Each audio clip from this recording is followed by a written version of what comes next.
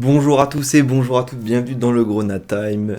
Prime Video nous a pondu un super documentaire interview avec Miko Tadze où ils sont au stade et ils discutent de sa carrière, de l'avenir, ils essayent un peu de le titiller pour savoir ce qu'il va faire dans son avenir. Mais Georges ne bronche pas et dit toujours qu'il aime Metz et que pour l'instant il est en contrat jusqu'en 2026. Ce qui est le cas, mais on a aussi eu quelques grosses révélations sur ses prêts à Serein, sur les échanges qu'il a eu avec Antonetti. On peut peut-être deviner, voilà, il le dit pas clairement, mais on peut clairement deviner que voilà, ça se passait pas forcément bien entre les deux hommes et c'est vraiment dommage. C'est vraiment dommage de finalement, voilà, je relativise un peu sur la venue de Nicolas Depréville qui était peut-être pas nécessaire et on a fait confiance à des jeunes qui étaient là de Génération Foot, Pape Matar, mais par contre, faire confiance à Miko Tadze qui est devant, et puis même par rapport à l'avenue de Lam Kelze, on sait très bien qu'il a été très performant, mais c'est dommage de ne pas l'avoir utilisé un peu plus en Ligue 1. Pour vous mettre un peu à l'eau à la bouche, je vous mets un extrait. Non, je regrette rien parce que c'est lui qui a voulu partir, donc... Peut-être que le sort aurait été différent, peut-être pas, on est là pour en parler, c'est parti. C'est l'entrée d'Ismail Assar qui va immédiatement s'illustrer. Là, on est déjà à 3, je peux vous dire 3. Et ça m'énerve. Ça m'énerve. Le titre de champion est fêté dignement à Saint-Symphorien. Le match contre Saint-Etienne en a surpris plus d'un avec un signe 6-9 de Miko Tadze quand il a célébré après son superbe but qui était vraiment très très bon et très très beau premier poteau, la frappe puissante, coup de canon et célébration 6-9 qui a énervé plus d'un Stéphanois. Mais oui, Miko Tadze est un Lyonnais, pur Lyonnais, né à Lyon et donc il devait être formé à Lyon, sauf que on sait très bien que la concurrence est très rude à Lyon et que des fois il jette des joueurs qui percent haute part et voilà, donc dont il pensait ne pas avoir besoin. Ce qui s'est passé puisqu'en U15 il a été arrêté dans sa formation, jugé trop frêle, tout ça, et donc il a fait un peu quelques années, 1 ou 2 années à Saint-Priest. Puis il est venu sur les rives de la Moselle et c'est pas pour nous déplaire. Sauf que dans ces rives de la Moselle, voilà, après fait toutes ces armes un peu avec la réserve, etc., on décide, nous, de le prêter à Serein. Une saison, pas de souci. Vraiment, aucun souci, voilà, t'es un peu jeune, on va te mettre à Serein.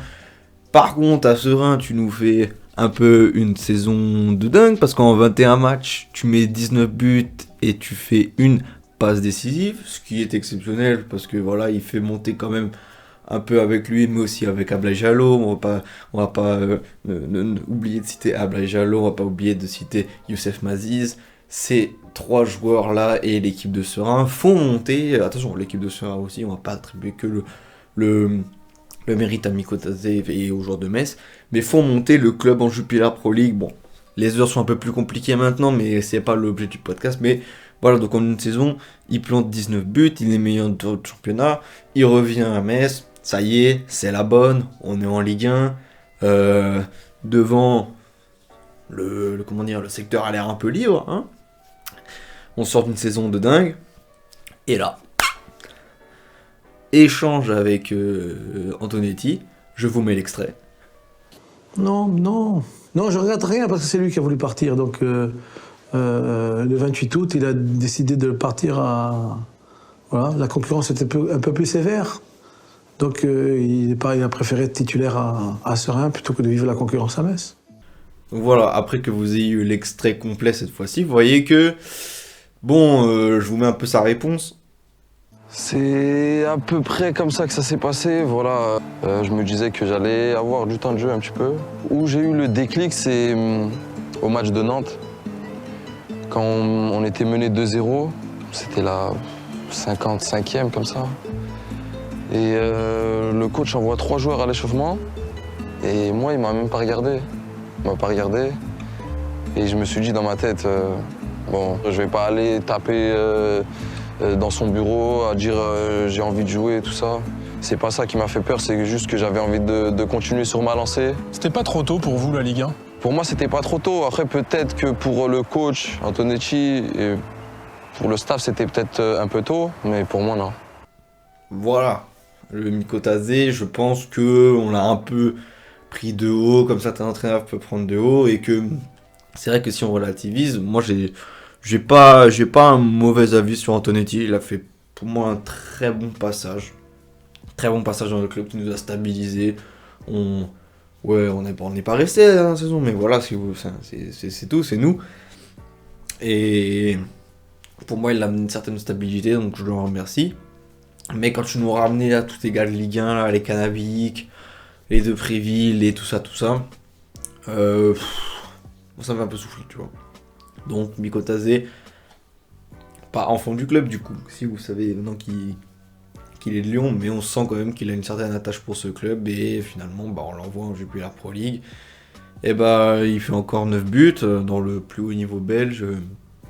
Et écoutez, c'est quand même bon quoi, il les maintient et ça fait trop plaisir, mais voilà. Et puis c'est que du coup, une fois qu'on est descendu, une fois que Antonetti a été viré, et une fois que... Par contre, je suis content du passage d'Antonetti, mais c'est comme un peu Jean-Michel Aulas, je sais qu'il y a une asymétrie entre les deux personnages, mais j'étais content qu'il parte. Pour moi, il fallait un renouveau. L'Asto Bologna, c'est une autre histoire. J'étais pas forcément content de ce choix, on n'est pas là pour ça. Mais voilà, au moins Mikotadze pète en Ligue 2, 22 buts, 7 passes décisives. Au total, à Serein, il avait fait 36 buts et 4 passes décisives. Là, actuellement, il a 22 buts et 7 passes décisives.